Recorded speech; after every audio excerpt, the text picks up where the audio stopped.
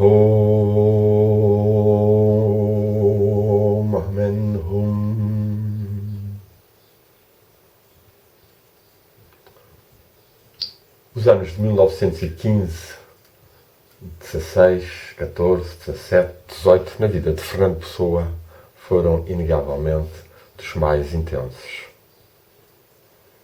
Por um lado, a aventura de Orfeu, uma revista que congregou um grupo bastante original e dinâmico de poetas e artistas,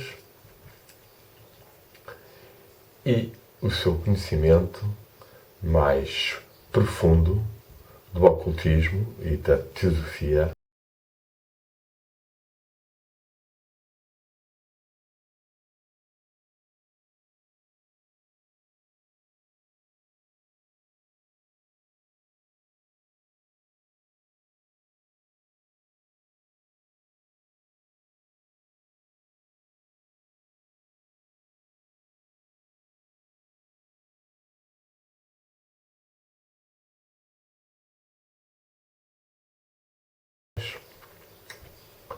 mas também em várias cartas dirigidas a amigos mais íntimos, em especial Armando Couto Rodrigues, um açoriano, poeta e companheiro do Orfeu.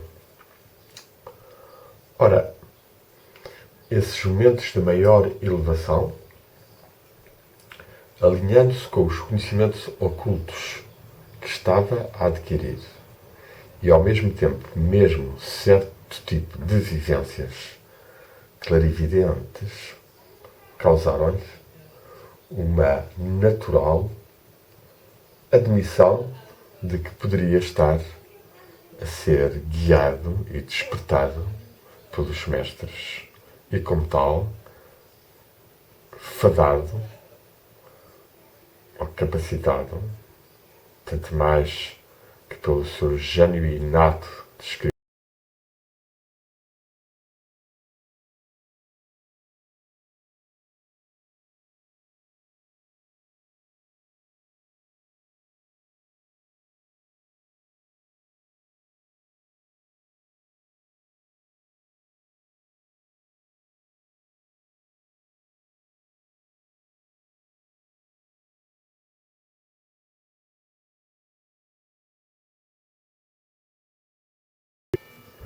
que já na África do Sul, mais jovem ainda, pois em 1915 Fernando Pessoa está com 27 anos, já na África do Sul lera uma obra que o impressionara bastante, de Hargrave Jennings, chamada The Rosicrucian Mysteries and Rites. Os Mistérios e os Ritos Rosa-Cruzes. Uma obra muito boa, muito ampla, falando da tradição perene e da espiritualidade e do ocultismo nas várias religiões e tradições, com textos bons, bem explicada, e que agora sentiu esse mesmo impacto poderoso que sentira com a leitura dessa obra, o que de certo modo confessa a Sá Carneiro que o assusta que a verdade possa estar ali, naquela teosofia, naquele conjunto de obras que estavam a ser traduzidas por ele para português, a pedido, provavelmente, de João Antunes, que dirigia a coleção teosófica e a coleção que publicou algumas obras deste teor na livraria A.M. Teixeira. A pessoa acabou por traduzir 6 obras e foi adquirindo um conhecimento bastante razoável sobre estes temas do ocultismo visto pela teosofia, mas contudo divergiu em relação a eles, considerando, tanto mais que estava numa época ainda marcada pela moral da força nietzschiana, que eram textos demasiado feministas e humanitários e sentimentalistas e muito baseados numa ideia de ter que se fazer bem, partilhar, etc. O que, para ele, era um sinal de fraqueza. Por outro lado, também os erros gramaticais, a má escrita de Leadbeater, levaram-no a fazer algumas anotações, alguns pequenos textos em que se queixava que o Sr. Leadbeater, que foi uma das figuras mais importantes da segunda geração teosófica, uma vez passada Blavatsky, Olcott e William Quijoute, surgem Annie Besant e Leadbeater. Leadbeater que tinha as chaves de todos os mistérios, mas que se esquecera de meter no molho das chaves o da gramática inglesa. E lembremos que Fernando Pessoa, como grande apreciador de Shakespeare, estudioso, profundo da sua obra e da sua alma, e lembremos que este ano de 2016 comemorarão os 500 anos do seu falecimento, Fernando Pessoa criticou então essa falha e essas falhas na teosofia e reagiu escrevendo alguns textos em que se considerou capaz de propor uma nova metafísica. E vamos ouvir então um desses textos, chamado Princípios da Metafísica Esotérica, entre parênteses, atribuído a Rafael Baldaia, que, como sabemos, foi o seu heterónimo astrólogo, mas também ocultista, e que escreve-nos então um texto que já foi publicado, mas que vamos ler, por um lado, para sentirmos a força demiúrgica, a força criativa, espiritual que Fernando Pessoa sentia, evidentemente com alguma ingenuidade ou com alguma força excessiva da juventude, mas que fica como um testemunho e, eventualmente, como podendo estimular algumas pessoas a aprofundarem essa tradição de Portugal enquanto um ser espiritual, um ser dotado de capacidades de transmitir ao mundo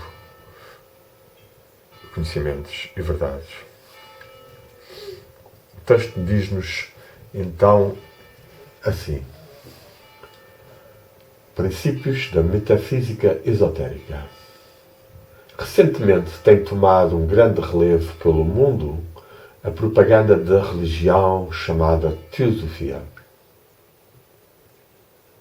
Essa religião pretende ser a da verdade. Se não tivesse essa pretensão, não seria uma religião. Pretende estar por detrás de todas as religiões. Pretende ser a depositária das antigas doutrinas ocultas. Pretende representar uma comunicação para o exterior feita pelos chamados mestres, entre colchetes. Urge expor de modo mais claro e preciso qual é, segundo a ciência esotérica verdadeira, a constituição real do universo. Não importa ao leitor como estas verdades se determinaram, de onde elas partem. A sua aceitação não é necessária para ninguém, mas elas expõem-se porque chegou a hora de se exporem, porque é preciso que elas sejam dadas ao mundo. O resto não tem importância. Compêndio de Hiperciência. Compêndio de Cosmologia Oculta. Este trabalho, de que fui encarregado, procuro fazê-lo o melhor que posso, sendo preciso, lúcido e esquemático, quanto possível, na minha exposição. Uma última pergunta poderá ocorrer aos leitores. Qual é a razão por que este tratado sai primeiro em português do que em outra língua qualquer? Porque em uma das línguas, não talvez menos faladas, mas por certo menos lidas do mundo. porque isso tem de ser assim, dado o grande destino oculto que Portugal tem de cumprir, continuando o que já cumpriu, aquele destino que o Senhor da Ciência segredou ao infante Dom Henrique em Sagres para que ele o pusesse em prática. Portugal é um ente. Esse ente tem que cumprir um destino. Esse destino envolve que as verdades que este livro revela sejam dadas primeiro em português do que em outra língua qualquer. Este sistema não será exposto como um sistema metafísico que se prove, mas sim como um sistema religioso, dogmaticamente. Mas ele, tal é, que uma vez lido, a sua verdade será vista por aqueles que está destinado que a vejam. Assim nos ficou esta página de uma tentativa, de um início de uma transmissão esotérica. Fernando Pessoa depois percorrerá, trilhará, procurará, mas de forma bastante esparsa, dispersa, fragmentária, ainda que no fim da sua vida a mensagem reúna de uma forma poética muito do seu conhecimento esotérico e aplicado na linha do infante Dom Henrique de Sagres a uma missão de realização espiritual e de expansão do conhecimento interior e no mundo.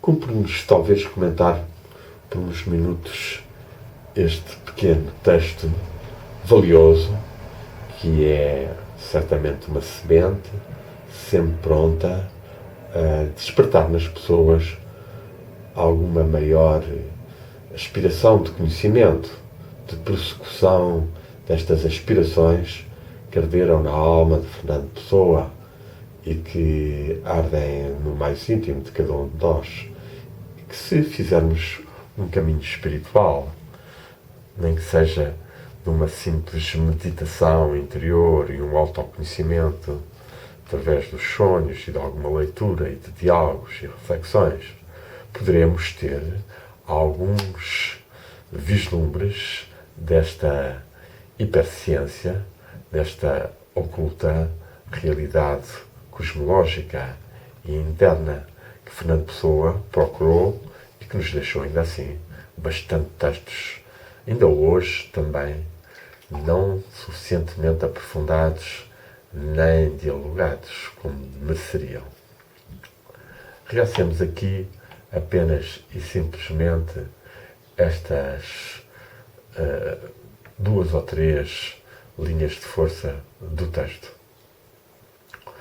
Uma é a existência dos chamados mestres.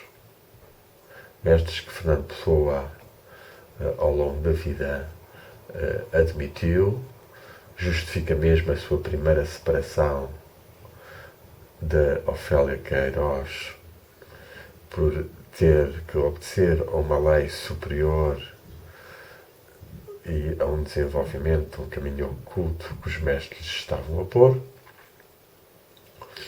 Mestres que ele vai estudar na tradição Rosa Cruz, na tradição maçónica, na tradição das altas ordens secretas e ocultistas.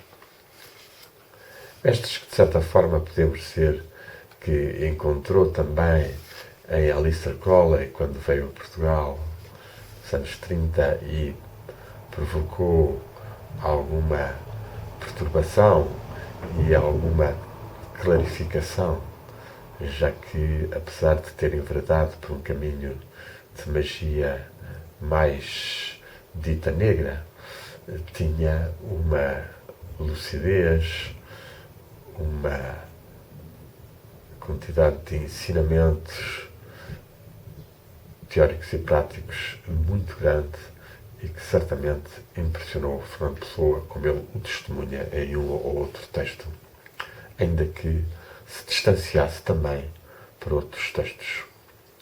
Ora, estes mestres são, de certa forma, bastante presentes em Fernando Pessoa. Ora, chamados superiores incógnitos, ora o mestre, ora mesmo o anjo da guarda.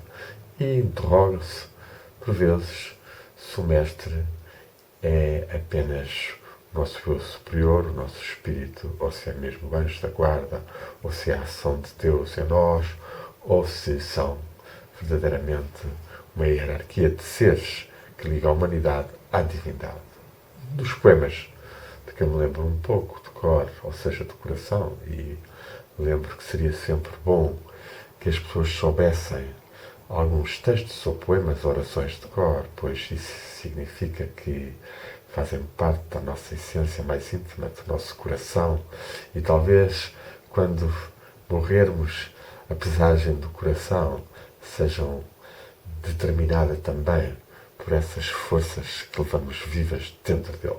Pois nesse poema, que sei um pouco de cor, ele diz-lhe assim, e chama-se Os Mestres e Superiores Incógnitos, diz assim: nunca os vi nem lhes falei, mas eles me têm guiado segundo a forma e lei que, ainda que conhecida, tem que ser ignorada. E depois segue, não foi o mestre incorrupto, Nagel, ou seja, depois refere alguns mestres, tal como Jesus, como Irem Habib, como Christian Rosenkreuz, como Jacques de Molay. E talvez quisesse também referir Dom Sebastião, que ele considerou como um símbolo de Portugal que, de certa forma, morrera para renascer noutro nível, admitindo mesmo ele próprio que pudesse ser alguma reencarnação, seja total, seja de algumas forças de Dom Sebastião.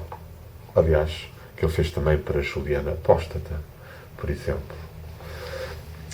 Mas estes mestres que ele sente que o guiam, mestres da Ordem de Cristo também e templários que ele nomeia, nomeadamente na sua famosa carta autobiográfica de março de 1935, poucos meses antes de morrer, iniciado por Mestre de Chip, iniciado diretamente por Mestre de Chip, dos 3 graus menores da aparentemente extinta Ordem Templária de Portugal. Mestre de Chip, eis aqui um dos grandes arcanos, ou mistérios arcanos, porque tem forças que, se meditadas por nós, se trabalhadas em termos espirituais, desabrocham como revelações e como forças. E, portanto, mantenhamos viva esta tradição de que temos acima de nós, inspirando-nos, guiando-nos, seja os mestres, seja os anjos ou anjos da guarda. Anjos que também estão presentes na obra de Fernando Pessoa, bastante, e lembrando-nos até uma frase que ele diz, que a conversação com o Santo Anjo da Guarda é a mais alta obra de magia. Depois, passemos para o compêndio da hiperciência e da cosmologia oculta. Nada mais atual do que nos dias de hoje, em que os avanços da ciência são tremendos em termos laboratoriais, em termos de física quântica, em termos de neurociências, e que é muito mais fácil ou possível de estabelecer as relações entre as partículas ou as ondas como formas de manifestação desta hiperciência, em que, através de uma meditação e de uma conjunção com os dados científicos, se pode compreender melhor os mundos etéricos, os mundos subtis, a tal realidade oculta por trás da visão física tão limitada, já que não abrange muitas das cores, nem dos sons, nem as dimensões coloridas e energéticas que os sentimentos e os pensamentos adquirem na alma das pessoas e no próprio ambiente. E podemos então, neste século XXI, com muito mais facilidade que ele, aprofundar estes mistérios. Finalmente, o terceiro aspecto, para terminar, é esta afirmação: Portugal é um ente e esse ente tem que cumprir um destino que envolve verdades e que envolve a sua transmissão. Portugal é um ente, Portugal é um arcanjo, é um ente psíquico, um ser espiritual, é um ser que depois tem a sua aura composta pelas auras de todos nós e pela qual atingimos e a tornamos mais ou menos transparente, mais ou menos aberta aos mundos espirituais e à divindade. Daí a importância que as figuras mais conhecidas da nossa sociedade, nomeadamente até os gestores políticos, devessem ter esses canais abertos, o que, em geral, infelizmente, não sucede. E então, a consciência da existência da tradição espiritual portuguesa, da ordem espiritual portuguesa, onde Fernando Pessoa nomeia aqui, por exemplo, o Infante Dom Henrique, mas na mensagem de tantos outros, desde os poetas profetas, como Bandarra e Padre António Vieira, a ele próprio, aos grandes seres, como o Infante Dom Henrique, como o Infante Dom Pedro das Sete Partidas, ou ainda outros seres, como Afonso de Henriques, o fundador. Portugal é um ente. Nós fazemos parte deste ente. Este ente é um ser, é um arcanjo que tem uma face.